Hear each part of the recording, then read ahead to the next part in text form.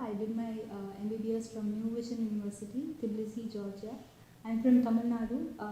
I scored 217 out of 300 in this FMG examination. This was my first attempt. I had given my interview on the PrepLadder YouTube platform, and I received quite a lot of messages from you guys asking me to guide you through and about my preparation, FMG preparation journey. So I thought, why not just talk you through my YouTube channel. First of all, let me just start with the FMG 2021 paper. I would say it was moderate to easy because there were a lot of repeated topics, and the options were easy to rule out. If you had studied something for just once, I think you'd be able to just rule out the options and come to a conclusion. The paper was moderate to easy. First paper was very easy. There were so many one-liners, and there were a lot of integrated cases even in the paper one. And but yeah, they were all pretty straightforward and simple to solve. And in the paper two, there were a lot of clinical scenarios. I could hardly see around, I think, 2 to 3 one-liners, and the cases were lengthy. So it was important to manage my time, and about the weightage of the subjects. In the paper one, they had focused a lot more on pathology, pharmacology, and PSM. And in pathology, there were a lot of histopath slides given, and in pharmacology, there were cases also. And in the second paper, I think there were a lot of questions from obs-gynae this time, and also medicine, surgery, and surprisingly, there were around 20 to 25 questions from ophthalmology this time, and almost all of them had images within. And also, there were quite a few questions from medicine, surgery, and yeah, this was how the paper was. I would also like to add about the low weightage subjects. I could hardly see any questions from anesthesia, dermatology, and psychiatry this time. They were even if they were there, they were integrated with the other subjects. They were integrated as a clinical case with other subjects. In dermatology, all the 3 questions had images attached with them. So yeah, this was how the paper was. As I said, there were a lot of clinical scenarios given this time. The exam is moving towards the clinical based format. And the questions are also lengthy this time. So I think it's important to solve a lot of clinical scenarios during your preparation time. And also, don't get startled when you see a big lengthy question, because when you start reading the question out and when you start to understand the question and look at the options, it was easy to crack. The concepts were just straightforward. And also, if you're not able to, figure out the answer from the clinical case that is given there, you can just look out the image and try to find the option. And also, I wanted to tell you about the study the keyword for a particular diagnosis. There were a lot of keywords like that this time, so it was easier. And please focus on the important topics. There were quite a lot of questions from the repeated topics this time, so please focus on that.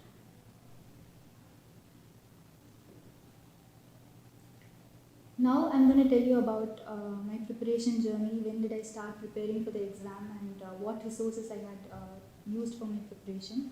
I started when I was in my 5th year.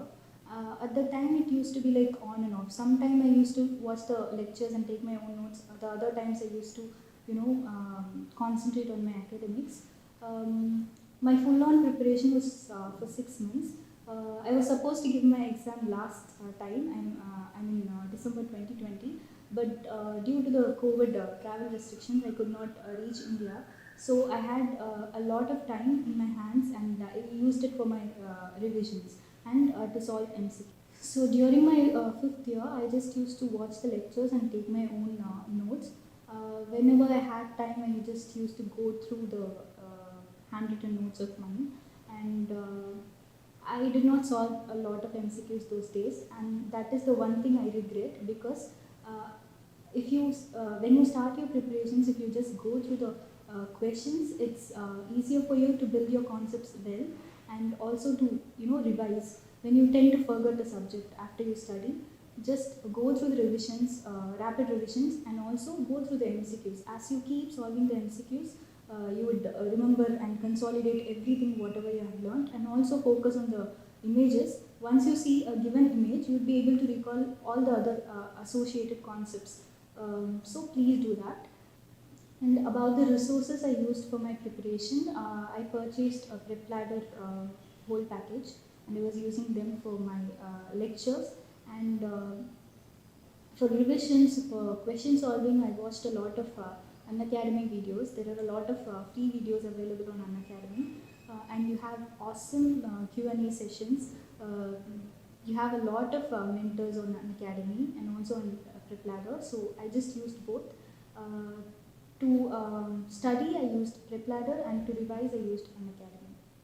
Now I'm going to tell you about my duration of study every day, and how did I manage, and when would I used to take a break.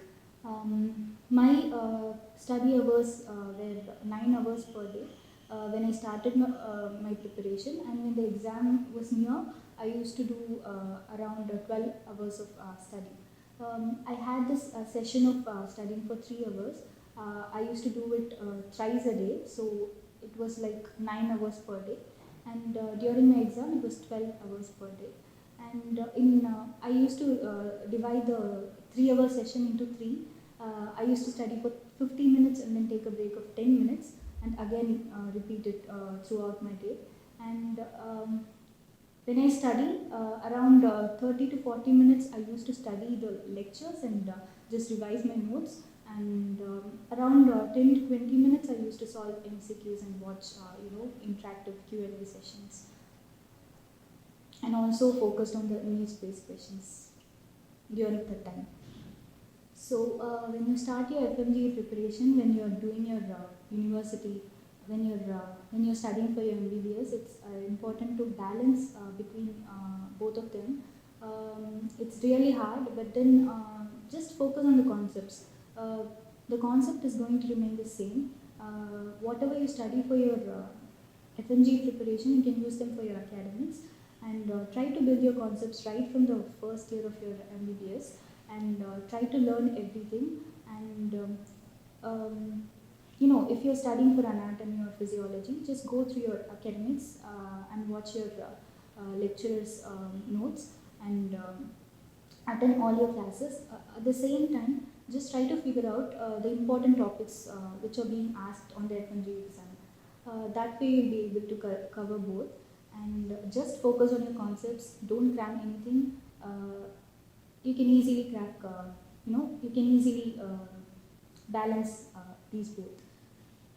I also received a question regarding how to balance between the time you spend on social media and your study hours. Whenever you study, just dedicate those few hours only on your study. Once you're done with your study, just do whatever you want. Focus on your hobbies, or talk to your friends. Use your time for social media. But whenever you study, please be dedicated and focused only on your studies. And also be selective about what you watch on social media, because these days it has become very easy for everybody to post whatever they want. Even this time, there were a lot of videos coming up on YouTube about the postponement of FMGE, although there was no official news from the NBE. So just follow the credible sources. Don't just blindly follow everything. Try to stay away from such videos. And also, when you watch your Instagram, try to follow all the pages which give you questions every day. You can follow so many pages out there which will give a question for the day, and you try to solve the clinical cases. That way you'll be able to manage even your time wisely. and also join Telegram groups and try to solve as many MCQs as possible. Lastly, I received a message saying my score is low even when I study for hours every day. You're doing the same hard work with just focus on how to study, because so many students they get confused. They don't figure out the way how to study properly. Even I was like that during my first second years. I just used to cram things and sit and cry, thinking that I'm forgetting everything the next day. Build your concepts.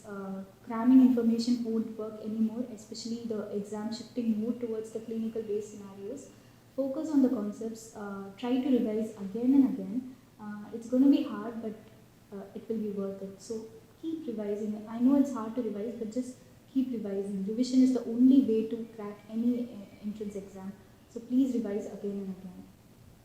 So finally, I will just say study consistently, study regularly every day, study for at least 6 hours per day, allocate these 6 hours only for FMG preparation, and try to start early. The earlier you start, it's better for you to crack the examination.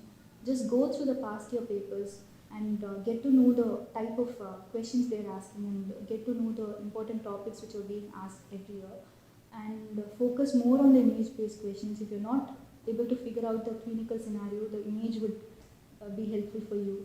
And also try to solve as many MCQs as possible every day. For revision, you can use your MCQs.